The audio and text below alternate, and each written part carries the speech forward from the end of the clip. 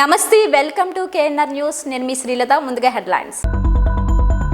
విశాఖ ఉత్తర నియోజకవర్గంలో నూతనంగా ఏర్పాటు చేసిన పలు బస్సు బేలను ప్రారంభించిన ఉత్తర వైసీపీ సమన్వయకర్త కేకే రాజు.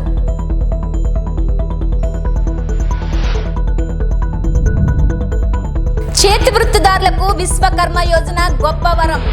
గాజువాక భాజపా కన్వీనర్ కర్నంరెడ్డి నరసింగరావు. వీటీపీఎస్ బూడిద కాలుష్యంపై ప్రజా ఉద్యమం. విశాఖ శ్రీ శారదాపీఠం వార్షికోత్సవాలు సాంప్రదాయబద్ధంగా ప్రారంభమయ్యాయి. గణపతి పూజతో ఉత్సవాలకు శ్రీకారం చుట్టారు. 5 రోజుల పాటు నిర్వహించే మహారుద్ర సహిత రాజశ్యామల యాగానికి అంకురార్పణ చేశారు. ఈ సందర్భంగా పీఠాధిపతులు స్వరూపానందేంద్ర స్వామి మాట్లాడుతూ లోక కళ్యాణం కోసం వార్షికోత్సవాల వేదికపై విశేష పూజలు, హోమాలు, పారాయణ కార్యక్రమాలను చేపట్టామని తెలిపారు. వైదికపరమైన తంత్ర విధానంలో రాజశ్యామల అమ్మవారి అర్చనా విధులు కేవలం విశాఖ శారదాపీఠంలోనే జరుగుతాయని అన్నారు.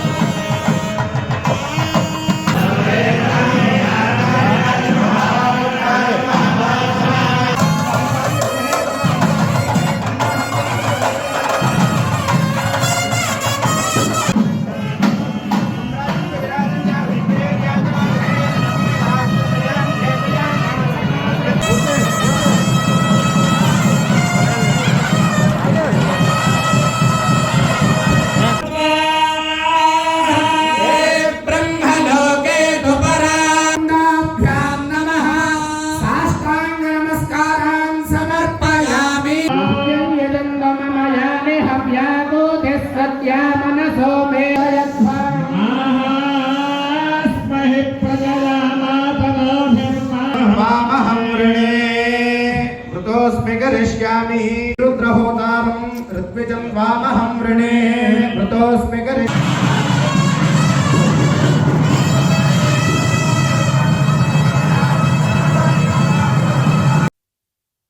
రాజశ్యామల అమ్మవారి యొక్క పరిపూర్ణమైన వైదికపరమైన తంత్ర విధానంతో కూడుకున్న అర్చనా విధులు ఏవైతే ఉన్నాయో ఈ భారతదేశంలో విశాఖ శ్రీ శారదాపీఠంలో తప్ప ఇంక ఎక్కడా జరగని పరిస్థితిలో ఉన్న ఎక్కడా లేనటువంటి రాజశ్యామల అమ్మవారు విశాఖ శ్రీ శారదాపీఠంలో మాత్రమే ఉన్నది. కాబట్టి ప్రజలు శ్రేయస్సు, భక్తుల యొక్క కోరికలు నెరవేరరాడాలు, అలాగే ఈ స్థానం యొక్క బలము చేత ప్రతి ఒక్క భక్తుడికి మంచి జరగాలని సదుద్దేశం చేత పీఠము యొక్క అభివృద్ధియే కాకుండా భక్తుడికి కూడా మంచి అభివృద్ధి కలగాలని ఉద్దేశం చేత ఈ కార్యక్రమం ఈ రోజు నుంచి 19వ తారీఖు వరకు ఉదయం యజ్ఞాలు, హోమాలు, ఇటువంటి కార్యక్రమాలు, ఎన్నెన్నో కార్యక్రమాలతో అమ్మవారి యొక్క అనుగ్రహం పరిపూర్ణంగా ఉండాలి, అమ్మవారి యొక్క ఆశీర్వచనాలు పరిపూర్ణంగా ఉండాలి అందరికీ అని ఉద్దేశం చేత ఈ కార్యక్రమం. ప్రధానమంత్రి విశ్వకర్మ యోజన పథకం ద్వారా చేతి వృత్తులకు మేలు కలుగుతుందని జిల్లా పరిశ్రమల శాఖ అధికారిని రమణి, గాజువాక భాజపా కన్వీనర్ కర్నంరెడ్డి నరసింగరావులు అన్నారు. సూక్ష్మ, చిన్న, మధ్య తరహా సంస్థల మంత్రిత్వ శాఖ ఆధ్వర్యంలో గాజువాక శ్రీ కృష్ణ యాదవ కళ్యాణ మండపంలో విశ్వకర్మ యోజన పథకంపై అవగాహన సదస్సు నిర్వహించారు. ఈ సందర్భంగా మాట్లాడుతూ 18 రకాల కులవృత్తులకు తోడ్పాటు అందించాలనే ఉద్దేశంతో ప్రధాని నరేంద్ర మోదీ ఈ పథకానికి రూపకల్పన చేశారని అన్నారు. ఈ పథకం ద్వారా అర్హత పొందిన వారికి శిక్షణ అనంతరం గుర్తింపు పత్రం అందజేస్తారని, వాటి ద్వారా బ్యాంకు నుంచి రుణాన్ని త్వరగా పొందవచ్చని తెలిపారు. ఇన్నాళ్ళు ఎటువంటి సహకారం లేక ఆర్థికంగా చితికిపోతున్న చేతి వృత్తిదారులకు మోదీ అమలు చేసిన ఈ పథకం కొండంత ధైర్యాన్ని, బలాన్ని చేకూర్చుతుందన్నారు. పథకం పట్ల అవగాహన, దరఖాస్తు చేసుకునేందుకు వీలుగా గాజువాక పంతులు గారి మేడ వద్ద ఉన్న భాజపా కార్యాలయంలో ప్రత్యేక సిబ్బందిని ఏర్పాటు చేశామని చెప్పారు. ఈ కార్యక్రమంలో MSME DFO ADA Srinivas, CSC head Jagadish, LDM Srinivas, skill officer Sai Krishna, Visakha Vishwa Brahmana సంఘం అధ్యక్షుడు శివకోటి శ్రీనివాస్, భాజపా నాయకులు గూటూరు శంకర్రావు, బాటా శ్రీనివాస్ తదితరులు పాల్గొన్నారు. దేశ ప్రధాని శ్రీ నరేంద్ర మోదీ గారు భారతదేశంలో ఉన్న చేతివృత్తుల కళాకారులు 18 రకాల చేతివృత్తుల కళాకారులు అందరూ కూడా ఆర్థికంగా బలోపేతం కావాలంటే ఏం చేయాలని ఆలోచించి మనకి విశ్వకర్మ పుట్టినరోజు, అదేవిధంగా ప్రధానమంత్రి మోదీ గారి పుట్టినరోజు కూడా అదే రోజు, మీ అందరికీ తెలిసే ఉంటుంది. ఆ రోజు 17వ తేదీన 9వ నెల మనకి ఈ యొక్క పిఎం విశ్వకర్మ స్కీమ్ ని ప్రారంభించారు. దానికి భారతదేశ వ్యాప్తంగా ఉన్న చేతివృత్తుల కళాకారులు అందరూ కూడా ఇప్పటికే కొన్ని లక్షలాది మంది ఆన్లైన్ లో అప్లై చేసుకోవడం జరిగింది. దాని మీద అవగాహన లేక చాలా మంది మన విశాఖపట్నం జిల్లా, మన గాజువాక ప్రాంతంలో ఎవరు అప్లై చేసుకోవట్లేదు, అప్లికేషన్ పెట్టుకోవట్లేదు తెలియక. అందరూ కూడా ఒకటే అంటున్నారు, సిఎస్సి సెంటర్స్ మీ వాళ్ళ దగ్గర కుటుంబశ్రీలు ఫ్రీ చేస్తున్నారట బీజేపీ వాళ్ళు, మాకు ఫోన్లు వస్తున్నాయి, మీ పార్టీ వాళ్ళు, మీ మోదీ గారు కుటుంబశ్రీలు ఇస్తున్నారట, మాకు ఎప్పుడు ఇస్తారని. అమ్మ, కుటుంబశ్రీలు దర్జీలకి ఎవరైతే ఆ వృత్తి మీద ఆధారపడి ఉంటారో వాళ్ళకి కుట్టు మిషన్లు, ఒక కుట్టు మిషన్లే కాదు, బొమ్మలు తయారు చేసుకున్నారు కానివ్వండి, కమ్మర్ కానివ్వండి, కుమ్మర్ కానివ్వండి, ఇలా 18 రకాల చేతులు అందరికీ ఇవ్వడం జరుగుతుంది. మీకు ట్రైనింగ్ ఇస్తారు, రోజుకి 500 రూపాయలు స్టైఫండ్ ఇవ్వడం జరుగుతుంది. అదేవిధంగా మీకు ఎవరికి ₹1 కూడా చెల్లించిన అవసరం లేదు. ఏదైతే కొన్ని సెంటర్స్ లో 100 రూపాయలు ఫీజు తీసుకుంటున్నారని తెలిసింది, సచివాలయంలో కానీ లేదా మా కార్యాలయంలో, మా కేఎన్ఆర్ ఫౌండేషన్ బీజేపీ తరఫు నుంచి కాదు, మా కేఎన్ఆర్ ఫౌండేషన్ తరఫు నుంచి నేను 10 మంది స్టాఫ్ పెట్టి గాజువాక పంతులు గారి మేడ దగ్గర నిన్ననే ఎంపీ గారు తీసుకొచ్చి ఆఫీస్ కూడా ఓపెన్ చేయడం జరిగింది. 3000 SFT పెద్ద ఆఫీసు. అక్కడ మీకు ఉచితంగా ₹1 ఖర్చు అవ్వకుండా ఈ యొక్క పిఎం విశ్వకర్మ అప్లికేషన్ తీసుకొని మీకు అక్కడ నమోదు చేయడం జరుగుతుంది. తర్వాత అధికారులు శ్రీనివాస్ గారి దృష్టికి తీసుకువెళ్ళి, అదేవిధంగా జీవీఎంసీ వారి దృష్టికి, మేడం గారి దృష్టికి తీసుకువెళ్ళి, కలెక్టర్ గారి దృష్టికి తీసుకువెళ్ళి అవి త్వరగా కేంద్ర ప్రభుత్వంలో మనకు అందరికీ శాంక్షన్ అయ్యే విధంగా మా వంతు కృషి చేస్తాం. ఎందుకంటే ప్రధానమంత్రి గారు మనమంతా ఆర్థికంగా బాగుండాలని ఈ యొక్క మంచి పథకాన్ని మనకు అందిస్తున్నారు. దాన్ని అందరూ కూడా సద్వినియోగపరచుకోవాలి. ఎందుకంటే మనం అంతా ఆర్థికంగా బాగుంటేనే భారతదేశం ఆర్థికంగా ముందుకు వెళ్తుంది. మనం వికసిత్ భారత్ సంకల్ప యాత్ర జరుగుతుంది దేశవ్యాప్తంగా. 2047 నాటికి ప్రపంచంలో భారతదేశాన్ని ఆర్థికంగా నెంబర్ 1 స్థానాన్ని తీసుకెళ్లాలని మన ప్రధానమంత్రి మోదీ గారు దృఢ సంకల్పంతో ఉన్నారు. దానికి అనుగుణంగానే పిఎం విశ్వకర్మ ఆల్రెడీ మీకు చెప్పారు. అంటే ఈ విశ్వకర్మ యోజన పథకం ఉద్దేశం ఏంటంటే ముఖ్యంగా ఆర్టిసాన్స్, అంటే చేతి పని వారు ఎవరైతే ఉన్నారో ఆ వర్గానికి ఉద్దేశింపబడిన పథకం. అంటే వారు అభివృద్ధి చెందడానికి ఏ రకంగా వాళ్ళకి ఆ సదుపాయాలు కల్పిస్తే ఆ వర్గం అంటే నా ఉద్దేశంలో చేతి పని చేసేవారు మాత్రమే. ఈ పథకానికి సంబంధించి ఏ రకమైన కుల, మత, లింగ వివక్ష ఏమీ లేదు. ఎవరైనా ఏ పని చేసేవారైనా ఈ పథకం కింద లబ్ధి పొందేందుకు అర్హులు. అంటే ఈ ముఖ్యంగా ఈ పథకం నుంచి మనకి 18 రకాల గ్రేడ్స్, అంటే 18 రకాల విభాగాలను ఫస్ట్ డిఫైన్ చేశారు. ఈ పథకం అంటే ఉదాహరణకు మన కుమ్మరి పని కానీ, లేకపోతే టైలరింగ్ కానీ, ఎవరైనా ఏ వృత్తి వారైనా చేపడుతూ, అంటే ఆల్రెడీ ఆ రంగంలో ఉండి ఆ కార్యక్రమం చేస్తూ ఉన్న వాళ్ళు ఎవరైనా ఈ పథకం ద్వారా అవుతుంది. ప్రధానంగా వారికి ఏ రకమైన ఎడ్యుకేషన్ క్వాలిఫికేషన్ కానీ, లేకపోతే ఇన్కమ్ కానీ లిమిట్ కానీ, ఏ రకమైన లిమిట్ లేదు. ముఖ్యంగా వాళ్ళు సిఎస్సి ద్వారా ఆల్రెడీ సార్ చెప్పినట్టు మైలవరం నియోజకవర్గ పోల్ మేనేజ్మెంట్ కోఆర్డినేటర్ అయిన చుట్టుకుదురు శ్రీనివాసరావుతో మా KNR channel regional coordinator Mattipalli Balakrishna face to face అయ్యారు. మైలవరం నియోజకవర్గ పోల్ మేనేజ్మెంట్ కోఆర్డినేటర్ చుట్టుకుదురు శ్రీనివాసరావుని మా KNR channel regional coordinator Mattipalli Balakrishna అడిగిన ప్రశ్నకు సమాధానం ఇస్తూ, రాష్ట్ర వ్యాప్తంగా గత ఎన్నికల్లో ఓట్లు అవకతవకలు జరిగాయని, వాటిని ప్రక్షాళన చేయడమే మా ధ్యేయంగా భావించి వెరిఫికేషన్ చేస్తున్నామని, 2019లో మైలవరం నియోజకవర్గంలో 2,88,000 ఓట్లు ఉండగా 2024లో 2,76,409 ఓట్లు ఉన్నాయని, చనిపోయిన వారు కానీ, డూప్లికేట్ ఓట్లు కానీ, పర్మనెంట్ మైగ్రేషన్ కానీ ఎపిక్ నెంబర్ మార్చి ఫోటో మార్పింగ్ చేసిన దొంగ ఓట్లను తొలగించగా సుమారుగా 12,000 ఓట్లు తగ్గాయని తెలిపారు. ఆ తుది జాబితాలో మనకు మొత్తం కూడా మైలవరం నియోజకవర్గం ఓట్లు వచ్చేసరికి 2,76,409 ఓట్లు ఉండటం అనేది ఉంది. 2024 సార్. 2019 వచ్చే 2,88,000 ఉంది. అంటే దాదాపుగా 12,000 ఓట్లు అనేది తగ్గడం అనేది జరిగింది. కారణం ఏంటంటే 2019లో అప్పుడు తుది జాబితా జనవరి 5వ తారీఖున ఓటర్ జాబితా అనేది ఇవ్వడం జరిగింది. కానీ ఎలక్షన్ నోటిఫికేషన్ వచ్చేలోపు దొంగ ఓట్లు అనేది విపరీతంగా యాడ్ చేయడం జరిగింది. తదనంతరం వాటిల్లో మేము ప్రక్షాళన చేసి ఎందుకు ఓడిపోయామని చెప్పి రివైజ్ చేసుకోగా అందుట్లో మొత్తం ఇక్కడ లేని వాళ్ళు ఓట్లు పెట్టడం, అలాగే దొంగ ఓట్లు పెట్టడం, అలాగే చనిపోయిన వాళ్ళు ఓట్లు తీసుకోకుండా అలాగే కంటిన్యూ చేయటం. ఒక్క నిమిషం అండి, ఆ మాట మీరు ఎందుకు అనుకోవాలి? మైగ్రేషన్ అనుకోవచ్చు, చనిపోయిన వారు అనుకోవచ్చు. అదేనండి, అంటే పర్మనెంట్ మైగ్రేటెడ్ ఓట్స్ అన్నీ కూడా అట్లాగే ఉంచారు. ఎన్నో సంవత్సరాల నుంచి వాళ్ళు అక్కడి నుంచి వెళ్ళిపోయినా కానీ ఎంప్లాయీస్ కానీ వాళ్ళు కానీ అక్కడే కొనసాగించారు.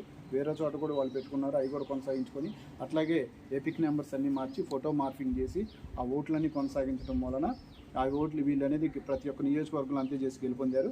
కానీ 2019 తర్వాత మేము మొత్తం రివైజ్ చేసుకోగా ఇవి ఎందుకు జరిగిందని చెప్పి చూస్తే అన్నీ కూడా అంటే 0 డోర్ నెంబర్స్ మీద దొంగ ఓట్లు క్రియేట్ చేయటం, ఒక ఇంట్లో 10 ఓట్ల కన్నా ఎక్కువ ఉన్నట్లు కూడా మొత్తం మేము ఐడెంటిఫై చేయగా అందులో ఎక్కువగా విపరీతంగా దొంగ ఓట్లు రావడం, అలాగే చనిపోయిన ఓట్లను తీసుకోకుండా అలాగే ఉంచడం, అలాగే మార్పులు చేర్పులు చేయకుండా ఒక కుటుంబంలో ఓట్లు ఒక చోట ఉంచుకోకుండా రకరకాలుగా విరిజమ్మటం, ఇలాంటివన్నీ కూడా తెలుసుకున్నాము.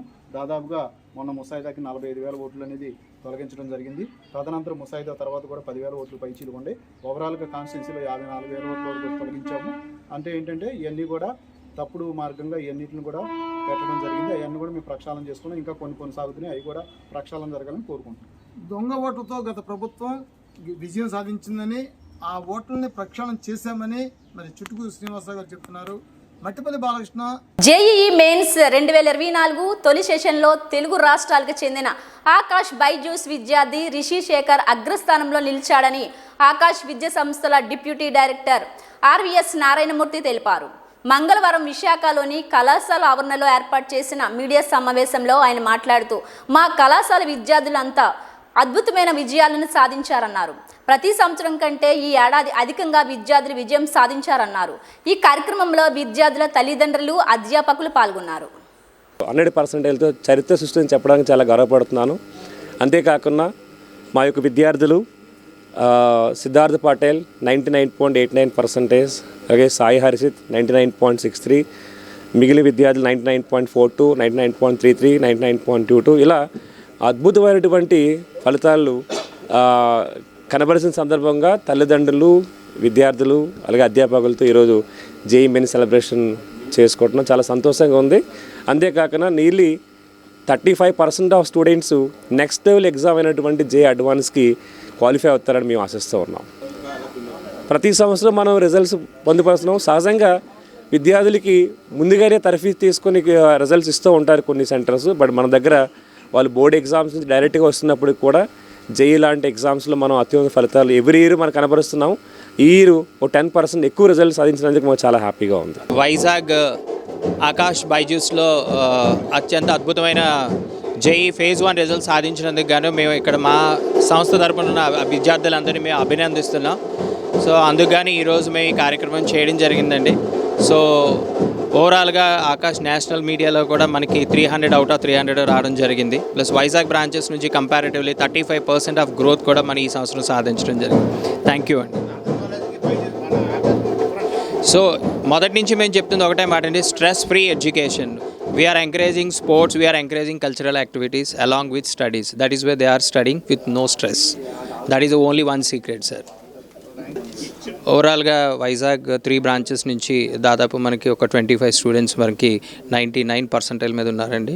ఇంకా కౌంటింగ్ జరుగుతుంది. So will give the complete details. నా పేరు వెంకటేష్. కోచింగ్ మాత్రం చాలా బాగుంది. డౌట్స్ బాగా ఎక్స్ప్లెయిన్ చేస్తారు. ఫ్యాకల్టీ అంతా చాలా బాగుంది. చాలా స్ట్రెస్ ఫ్రీగా ఉంటుంది. అసలు ఎక్కడ స్ట్రెస్ ఉండదు.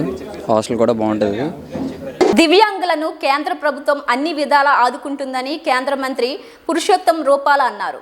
విశాఖలోని పోర్ట్ ఆవరణలో సుమారు 3,000 మందికి బీజేపీ రాజ్యసభ సభ్యుడు జీవీఎల్ నరసింహారావు సమక్షంలో దివ్యాంగులకు ఉపకరణాలు పంపిణీ చేశారు.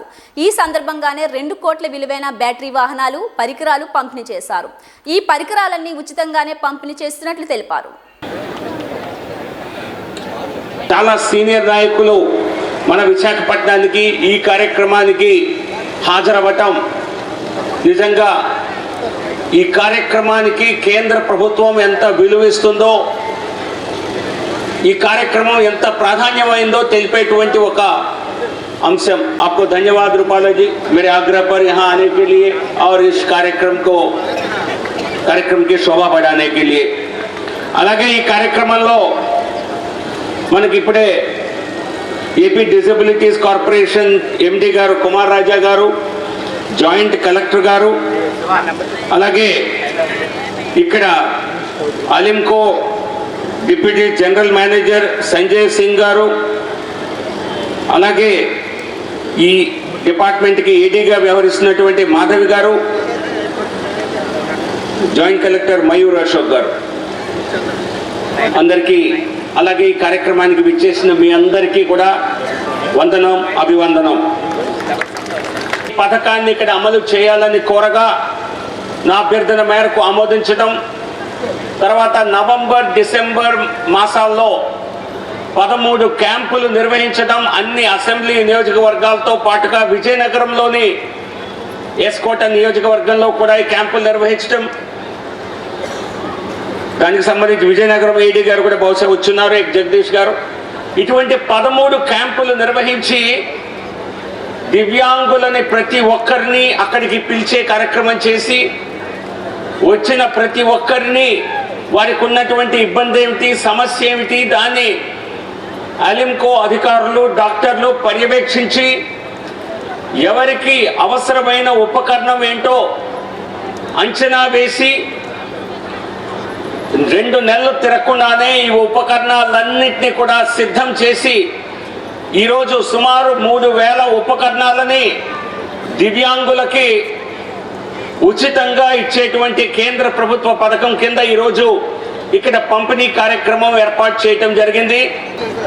राजा ऐसा होना चाहिए जो जनता के सुख से सुखी हो, जनता के दुख से दुखी हो।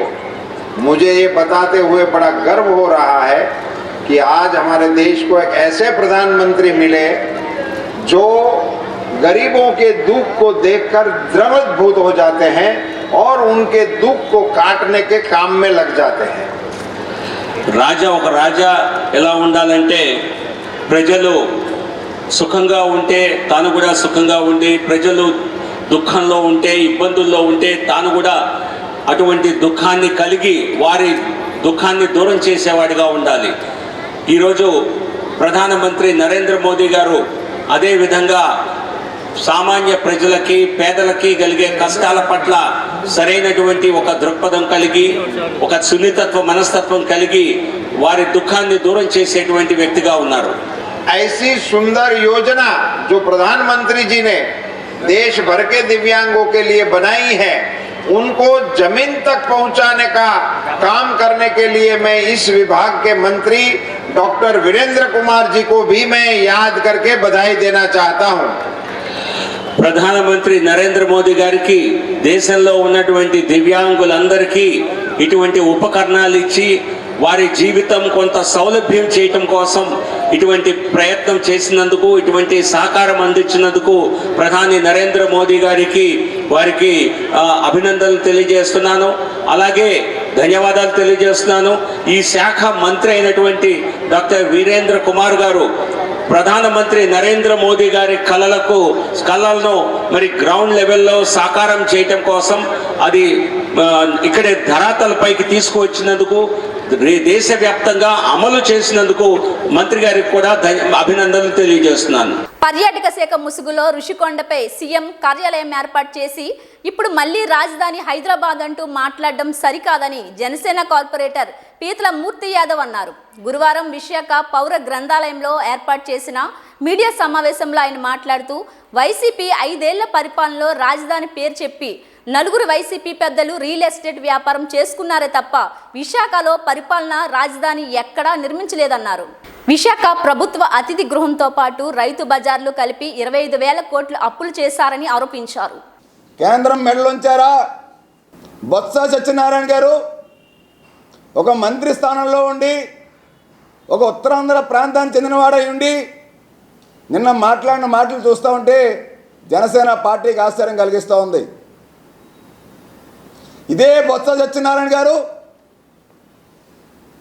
అప్పుడు ఉమ్మడి ఆంధ్రప్రదేశ్లో రాష్ట్రం విభజన జరుగుతున్న సమయంలో అప్పటి కాంగ్రెస్ ప్రభుత్వ హయాంలో రాష్ట్రానికి పార్టీకి చీఫ్గా ఉన్నటువంటి పిసిసి చీఫ్గా వ్యవహరించిన విషయం ఈ బొత్స సత్యనారాయణ గారు గుర్తు తెచ్చుకోవాలి. మరి ఇదే పిసిసి చీఫ్గా ఉన్నటువంటి బొత్స సత్యనారాయణ అప్పుడు రాష్ట్ర విభజన జరుగుతున్నప్పుడు కనీసం రాష్ట్రం కోసం రాష్ట్ర అభివృద్ధి కోసం నిన్న మాట్లాడుతున్న మాటలను చూస్తూ ఉంటే ఆనాడు బొత్స ఎందుకు పిసిసి చీఫ్ పదవికి రాజీనామా చేయలేదు? బొత్స రాష్ట్ర విభజన విషయంలో కేంద్రం దగ్గరికి వెళ్ళి సై అని చెప్పి లిఖితపూర్వకంగా రాష్ట్ర విభజన కోసం లెటర్ ఇచ్చి రాష్ట్ర విభజనకి కారకుడి బొత్స సత్యనారాయణ కాదా? మరి ఆనాడు అదే ముఖ్యమంత్రి కిరణ్ కుమార్ రెడ్డి గారు తన ముఖ్యమంత్రి పదవికి రాజీనామా చేశారు. రాష్ట్ర విభజన జరుగుతున్న సమయంలో ఆఖరి బంతి కొడతాను, నేను ట్రై చేస్తాను విభజన కాకుండా అని చెప్పి ఆయన రాజీనామా చేశారు ముఖ్యమంత్రి పదవికి. మరి బొత్స ఏం చేశారు?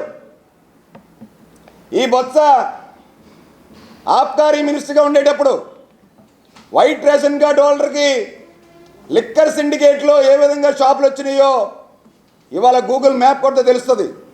ఇదే సీతమ్మదారిలో ఆబ్కారీ ఆఫీస్ ఏదైతే ఉందో దానికి ఇదే బొత్స సత్యనారాయణ విచారణ కోసం అక్రమంగా మద్యంలో డబ్బులు వీళ్ళు దోచుకుతున్నారన్న దానికి వీళ్ళు రాలేదని చెప్పి అడుగుతూ ఉన్నాం. మరి అప్పుడు ఇదే వ్యక్తి భారీ పరిశ్రమల శాఖ మంత్రి కూడా వోక్స్ వ్యాగన్ కోసం 11 కోట్ల రూపాయలు అప్పనంగా ప్రభుత్వ ధనాన్ని దోచేసి కట్టబెడితే మేమేం చేస్తాము, అయిపోయినది, డబ్బులు పోయినాయి అని చెప్పి సత్యబాబు మాట్లాడుతూ ఉన్నాడు. అప్పుడు ఏది వోక్స్ వ్యాగన్? ఏది వోక్స్ వ్యాగన్ భూములు ఏమైనాయి? ఆ 11 కోట్ల రూపాయలు ఎవరి ఖజానాలోకి వెళ్ళి గురువుకు తగ్గ శిష్యుడిలాగా ఇప్పుడు గుడివాడు అమరు నిన్న ప్రెస్ మీట్ పెట్టి మాట్లాడుతున్నాడు. ఆయన విశాఖలోని పెట్టుబడి సమిట్ ఏదైతే జరిగిందో ఆంధ్ర విశ్వవిద్యాలయ గ్రౌండ్స్లో 13,11,000 కోట్ల రూపాయలు పెట్టుబడులు తీసుకొచ్చామని రాష్ట్రానికి అని చెప్పి నిన్న సాక్షాత్తు ఆయన తీరా విశాఖ ఉత్తర నియోజకవర్గంలో నూతనంగా ఏర్పాటు చేసిన పలు బస్ బేలను ఉత్తర వైసీపీ సమన్వయకర్త కేకే రాజు గురువారం ప్రారంభించారు. ఈ సందర్భంగా ఆయన మాట్లాడుతూ నగరంలోని అక్కియపాలెంలో 1 కోటి రూపాయలతో ఏర్పాటు చేసిన ఈ బస్ బేలను ప్రయాణికులంతా సద్వినియోగం చేసుకోవాలన్నారు. ప్రయాణికులకు అన్ని రకాల వసతులు కల్పించాలనే ఉద్దేశంతోనే విశాఖ నగరంలో 22 ప్రాంతాల్లో ఈ బస్ బేలను ఏర్పాటు చేశామన్నారు. ఈ కార్యక్రమంలో 14వ ward corporator Anil Kumar Raju, GVMC అధికారులు పాల్గొన్నారు.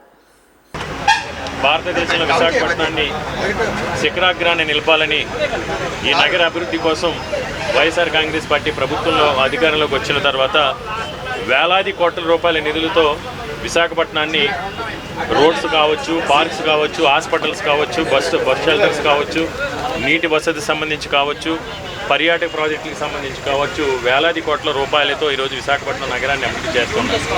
అంతేకాకుండా ఈ ప్రాంతానికి ఈ నగర అభివృద్ధి ద్వారా ఈ నగరంలో మౌలిక వసతుల కల్పన విషయంలో కానీ, బ్యూటిఫికేషన్ విషయంలో కానీ పెట్టుబడులను కూడా పెద్ద ఎత్తున విశాఖపట్నం ఉత్తరాంధ్ర ప్రాంతానికి ఆకర్షించే విధంగా ఎవరైతే పెట్టుబడిదారులు వస్తారో జాతీయ అంతర్జాతీయ స్థాయిలో, అదేవిధంగా చుట్టుపక్కల ఒరిస్సా, ఛత్తీస్గఢ్, బెంగాల్ నుంచి, తెలంగాణ నుంచి, తమిళనాడు నుంచి, ఈ మధ్యప్రదేశ్ నుంచి వచ్చే టూరిస్టులకు కూడా అనుకూలంగా ఉండే విధంగా, ఆహ్లాదకరంగా ఉండే విధంగా ఇప్పటికే వైఎస్ఆర్ కాంగ్రెస్ పార్టీ ప్రభుత్వ ఆధ్వర్యంలో అనేక కార్యక్రమాలు చేపట్టడం జరిగింది. అందులో భాగంగా బీచ్ రోడ్డుకి ఈరోజు మనం చూస్తే కోస్టల్ బ్యాటరీ దగ్గర నుంచి భోగాపురం వరకు కూడా బీచ్ రోడ్లో కొత్తగా ఒక 7 బీచ్లు ఏర్పాటు చేసి ఆ బీచ్ల ప్రజలకు అందుబాటులోకి, పర్యాటకులకు అందుబాటులోకి తీసుకురావడంతో పాటు ఇప్పుడు కైలాసగిరి, ముడ్సర్లావా ఇలాంటి టూరిస్ట్ స్పాట్లతో పాటు అరకు, బొర్రా కేవ్స్, తాటిపూడి రిజర్వాయరు ఇలాంటి రిజర్వాయర్స్ దగ్గర కూడా కొన్ని పాయింట్స్ పెట్టి అక్కడ స్థలాన్ని కూడా ఇన్వెస్టర్స్కి, పర్యాటక ప్రాజెక్టులు ఎవరైతే వస్తారో వాళ్ళు కేటాయించడంతో పాటు ఈరోజు భోగాపురం ఎయిర్పోర్ట్ దగ్గర కూడా ఓబెరాయ్ లాంటి దిగ్గజ సంస్థలు పెద్ద పెద్ద రిసార్ట్స్, 7 స్టార్ రిసార్ట్స్ నిర్మాణాన్ని కూడా స్థలాలు తీసుకుని ఎంఓఏలు చేసుకోవడం జరిగింది.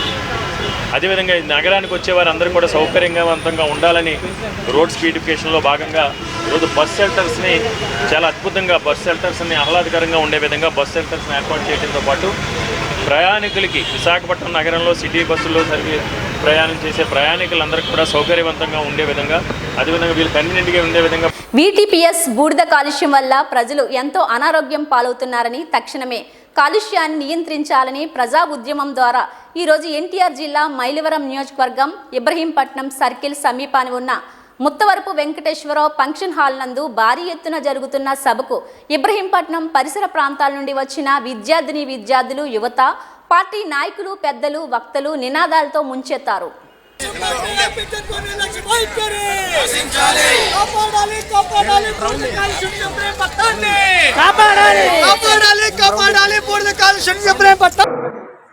అంటే తుమ్మలపాలెం కానీ, గుంటుపల్లి కానీ, కొండపల్లి కానీ ఎవరైనా కూడా వాకింగ్ ట్రాక్ గా ఉపయోగించుకోవచ్చు. దేనికంటే వాకింగ్ ట్రాక్ మనం చెట్లు, మొక్కలు అన్నీ పెడితే మన భద్రాచలం ముందు కరకట్ట ఎట్లా ఉందో, మన ప్రకాశం బ్యారేజ్ దగ్గర ఎట్లా వాకింగ్ చేసుకుంటున్నారో ఇది మనకు అవసరమా కాదా?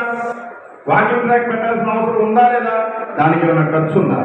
CSR నిధుల్లో కరకట్టకు అటు పక్కన ఇటు పక్కన చక్కగా చెట్లు పెడితే ఇక్కడ ప్రజలకి ఆ కృష్ణానది నీరు, ఆ యొక్క ఏటి గాలి ప్లస్ ఈ మొక్కల గాలి మనందరి ఆరోగ్యాలకు ఉపయోగపడుతుందా లేదా అన్న విషయాన్ని ఎవరైతే ఇక్కడ యువత ఎవరైతే ఆర్గనైజ్ చేశారో ఈ పాయింట్ ని భారతీయ జనతా పార్టీ తరఫున ఈ ప్రాంత వాసిగా మేము ఈ పాయింట్ ని చెప్తున్నాం కాబట్టి దీన్ని మన ఎజెండాలో రాబోయే రోజుల్లో పెట్టుకోవాల్సిందిగా నేను అభ్యర్థిస్తున్నాము మా భారతీయ జనతా పార్టీ తరఫున. ఇవి బులెటిన్ అప్డేట్స్. మరిన్ని వార్తా విశేషాలతో మళ్ళీ కలుద్దాం. అంతవరకు సెలవు, నమస్కారం.